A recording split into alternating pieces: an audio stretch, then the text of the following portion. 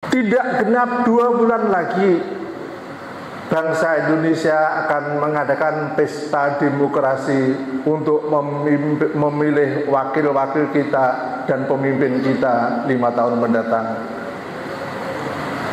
Ma'asyiral muslimin rahimakumullah, sebagai bekal sekitar 2 bulan lagi ke depan, masih ada waktu bagi kita. Sebagaimana saya katakan tadi, kita bersyukur pada Allah atas nikmat Islam dan iman yang diberikan Allah pada kita.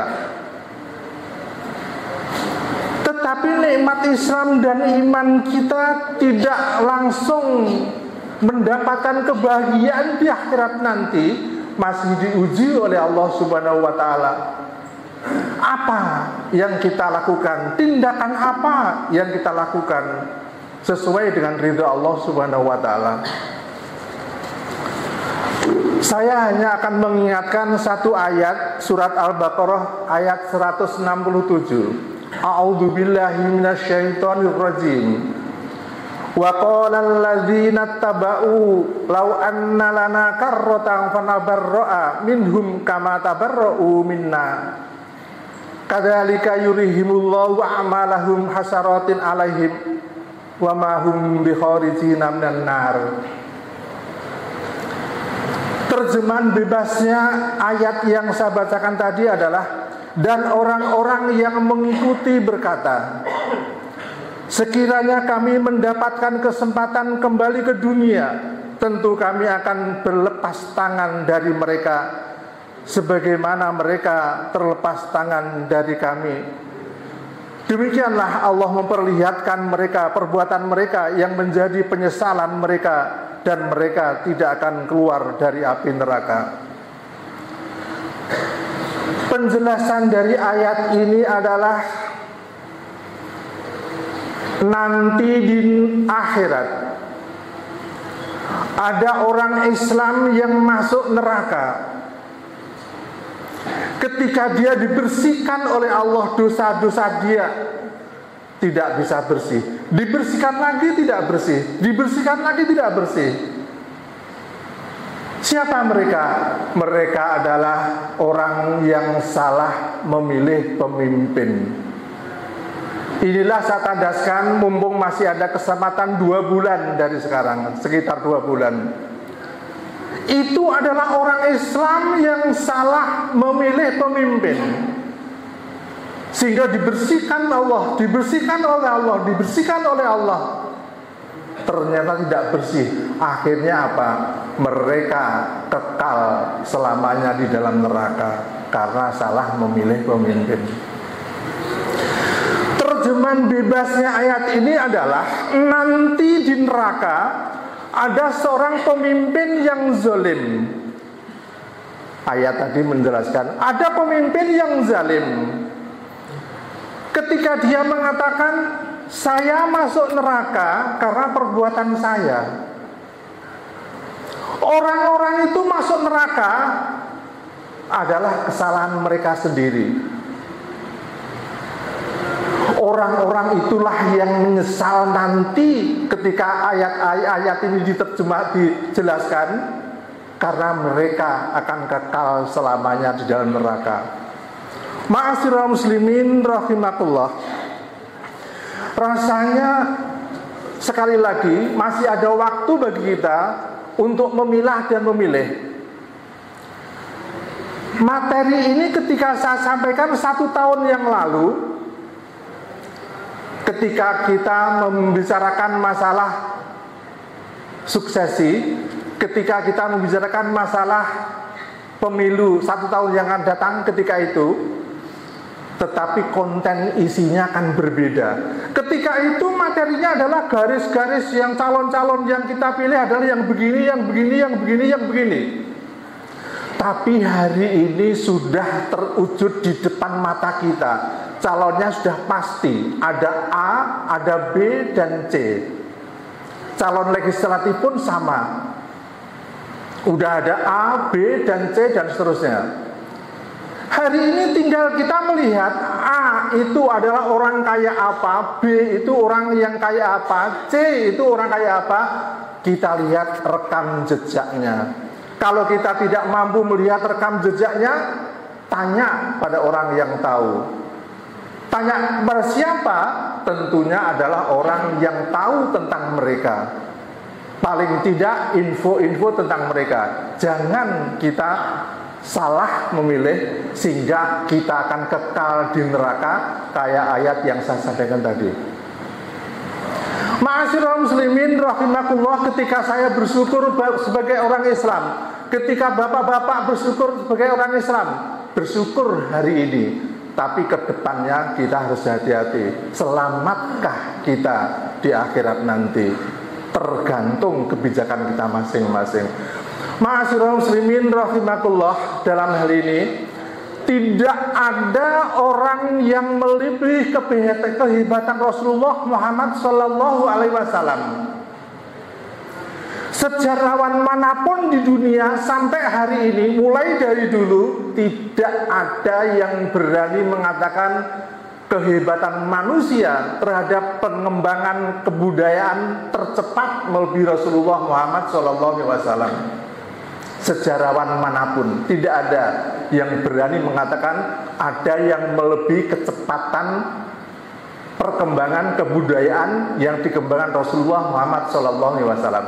Mari kita telisik sekian menit Rasulullah itu berlatar belakang kayak apa? Ternyata Rasulullah berangkat dari yatim piatu. Yatim piatu adalah kehidupan yang tidak menyenangkan. Semua manusia di dunia, anak yang lahir, anak usia 1 tahun, 2 tahun, 3 tahun, tidak ada yang kepingin menghendaki yatim piatu. Karena yatim piatu adalah kehidupan yang tidak menyenangkan, kehidupan yang tidak sama dengan kehidupan orang yang punya bapak ibu sampai dewasa, tidak sama.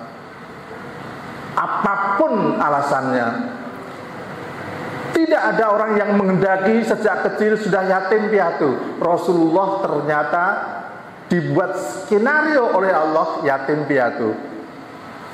Apa yang kita lihat adalah karena Muhammad Rasulullah Sallallahu Alaihi Wasallam berangkat dari yatim piatu, biasa sejak kecil itu adalah menyediakan untuk kepentingan dirinya sendiri. Rasulullah biasa hidup mandiri sejak kecil, biasa hidup sengsara sejak kecil. Itu yang dialami oleh Rasulullah. Ternyata itu oleh Allah dibuat satu penjenangan, kawah candra di muka. Orang lain tidak senang dengan itu. Hebatnya Rasulullah itu adalah pendidikan awal Rasulullah. Setelah menjadi pemimpin, Rasulullah ternyata tidak terbiasa diservis oleh masyarakat, tetapi sebaliknya Rasulullah selalu menservis masyarakat. Tidak terbiasa dilayani oleh masyarakat, tetapi Rasulullah justru melayani masyarakat. Ini pertama. Yang kedua, akhlak yang mulia. Akhlak yang mulia itu bagaimana akhlaknya Rasulullah, apa yang dikatakan Rasulullah, sikapnya dan perbuatan Rasulullah, semua mulia. Semua mulia. Sampai lawan orang pun, lawannya Rasulullah mengatakan kata-kata Rasulullah enak didengar. Suatu saat ada seorang yang perilakunya molimo. Ini termasuk akhlak Rasulullah. Dari segi ucapan saja enak didengarkan. Suatu saat Rasulullah didatangi oleh seorang yang perbuatannya molimo. Dia mengatakan, Muhammad, saya adalah orang yang perbuatannya molimo setiap hari. Zina, main, pokoknya molimo selalu saya lakukan tiap hari. Orang yang bejatnya seperti saya boleh nggak masuk Islam? Satu kata jawaban Rasulullah, boleh. Orang yang bejatnya kayak saya boleh masuk Islam? Boleh. Sewenangnya dia bukan main. Orang yang rusaknya seperti saya saja boleh masuk Islam. Kalau saya sudah masuk Islam, apa persyaratannya? Persyaratannya hanya satu. Hanya satu? Iya, hanya satu. Tidak boleh bohong, harus jujur. Orang seperti saya, rusaknya, bejatnya seperti saya masuk Islam boleh.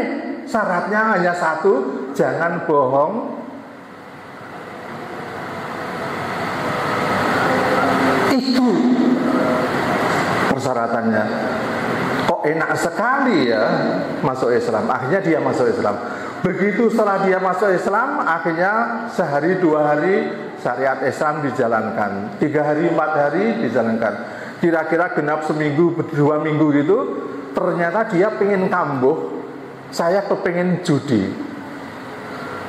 Wajar, sekian puluh tahun dia perbuatannya itu, dia kambuh. Yang menarik adalah ketika dia sudah siap di meja judi, kira-kira kurang 1 detik menjelang judi, dalam ingatannya, iya ya, aku oleh Rasulullah boleh masuk Islam, syaratnya harus jujur, tidak boleh bohong.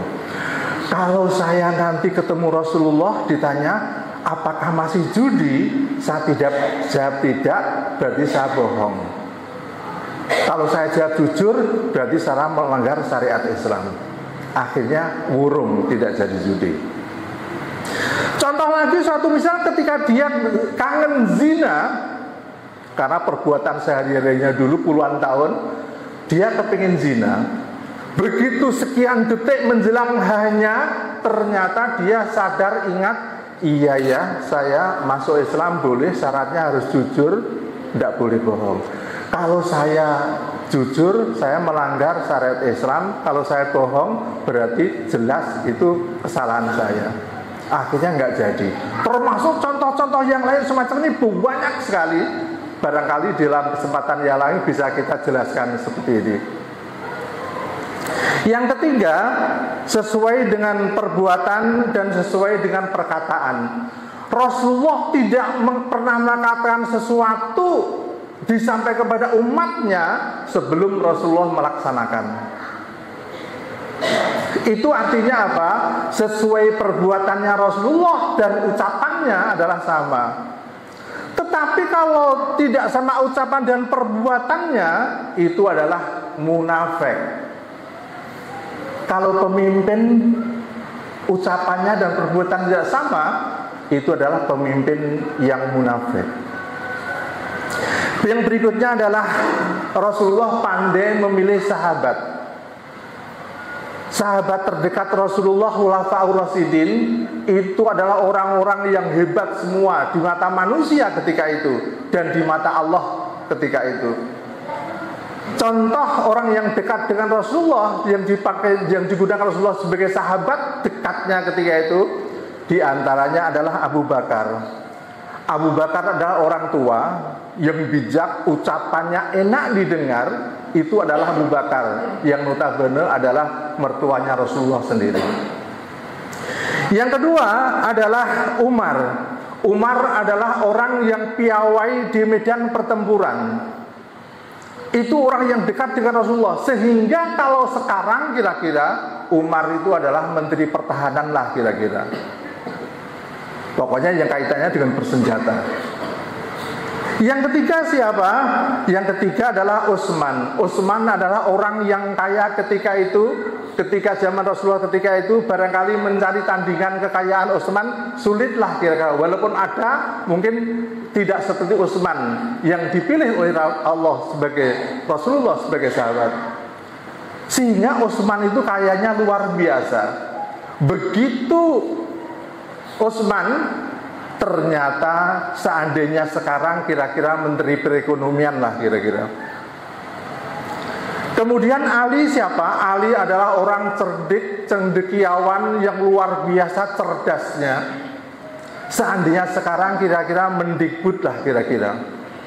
Itu gambaran sahabat Rasulullah yang menjadi orang yang terdekat dengan Rasulullah yang luar biasa. Terekam jejak mereka. Kemudian apa lagi?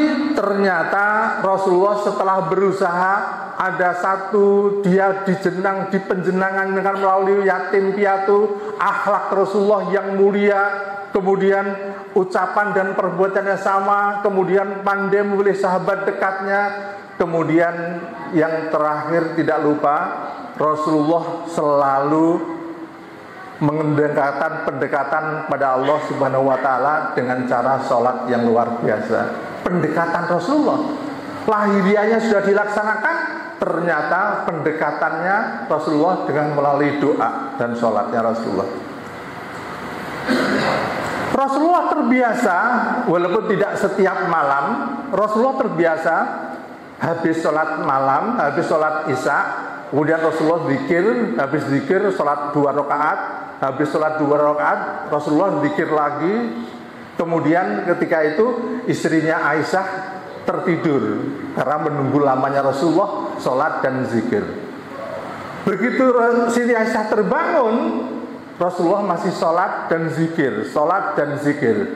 Akhirnya Siti Aisyah tertidur lagi. Begitu Aisyah terbangun, Nabi Muhammad masih sholat dan zikir sampai waktu subuh. Besok paginya ternyata Rasulullah ditanya oleh Siti Aisyah, "Ya Rasul, jenengan itu sudah dijamin Allah punya sifat maksum, rasanya dijamin masuk surga. Mbok jangan terlalu begitulah kalau sholat, habis isya langsung nyambung subuh." Apa jawaban Rasulullah ketika itu? Jawabannya, "Afala an akuna abdan syakura." Aisyah, apa saya tidak boleh menjadi orang yang pandai mensyukuri nikmat Allah? Ini jawaban yang tak terduga oleh Aisyah ketika itu. Afala an akuna abdan syakura, apakah saya tidak boleh pandai mensyukuri nikmat Allah? Itu jawaban Nabi Muhammad SAW. Makanya kita lihat Rasulullah itu dalam hadisnya, innama bu'itsu liutammima makarimul akhlak. Sungguh kami diutus untuk menyempurnakan akhlak yang beneran, moral yang beneran. Bukan hanya sekedar gerakan moral, tapi akhlak yang sungguhan. Rasulullah mengatakan menyempurnakan akhlak. Tetapi Allah mengatakan dalam Al-Quran, a'udzubillahi minasyaitonirrajim, wa innaka la'ala khuluqin azim. Allah yang mengatakan, sungguh ada padamu Muhammad akhlak yang agung. Kalau Rasulullah mengatakan akhlak yang mulia, Allah mengatakan akhlak yang agung.